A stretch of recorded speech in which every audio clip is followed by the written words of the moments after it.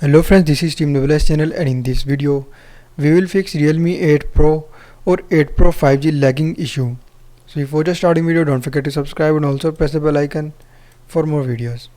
So if you are feeling your mobile is lagging, so simply just watch complete video and follow every single step as I'm showing you in this video, and this will fix your problem. So first of all, simply you just need to free 30 to 40% of internal storage of your mobile, and then just follow every single step as I'm showing you in this video.